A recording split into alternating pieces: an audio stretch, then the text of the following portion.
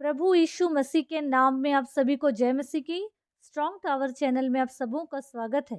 प्रियो, वचन में जाने के पहले हम एक बात पर गौर करें और समझने की कोशिश करें कि अगर प्रभु की बुलाहट हमारे जीवन में है, अनुग्रह की दृष्टि है, लेकिन फिर भी अगर हम उसकी बातों को सुनकर अनसुना कर रहे हैं, तो एक बात हमको याद रखना है कि परमेश्वर हमको छोड़ दें, ये कभी नहीं होगा, कदापि नहीं।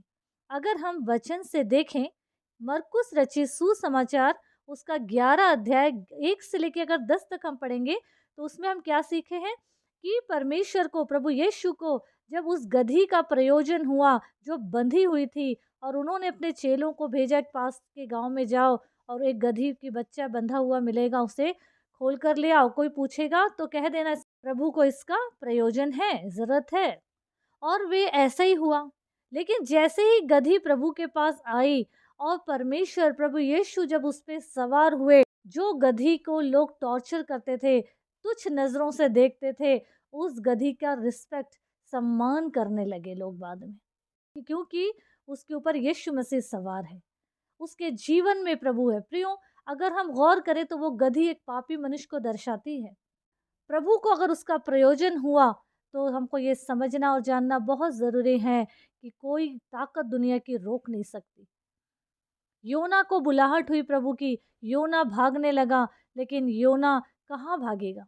प्रभु को उसकी ज़रूरत हुई तो वो तर्शीश को भाग रहा था, लेकिन परमेश्वर ने उसको एक मछली के ज़रिए कहाँ उगलवा दिया? नीनवे शहर में। तो हम प्रभु की बुलाहट से भाग नहीं सकते हैं। हमको ये समझना और जानना बहुत ज़रूरी है कि जब उस गधी के ऊपर प्रभु यीशु मसीह सवार हो गए, तो उसकी क्या हो गई? कीमत बढ़ गई।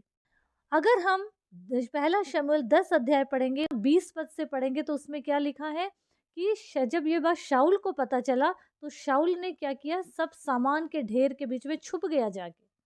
लोगों ने उसे ढूंढा, लेकिन वो कहीं नहीं मिला। उसके बाद लोगों ने फिर पूछा परमेश्वर से कि जी क्या हम किसी और का इंतजार करें? लेकिन हमको वहाँ समझना और जानना बहुत ज़रूरी है। आगे अगर हम देखेंगे तो उसमें परमेश्वर खुद क्या बोल रहे हैं कि वो उस सामान के ढेर के बीच में छुपा हुआ है। मतलब वो हमको कहीं से भी ढूंढ कर उसी स्थान पे पहुंचाएगा जो उसकी योजना में है। तो हमको ये समझना बहुत ज़रूरी है कि क्या हम प्रभु के साथ वफादार हैं। जब शाऊल मिल गया, तो फिर उसका क्या हुआ? अभिनंदन हुआ। प्रियो, हमको ये समझना है, अगर हम सीधे सीधे प्रभु की बातों को नहीं समझेंगे, नहीं सुनेंगे, तो प्रभु को घसीटना भी आता है।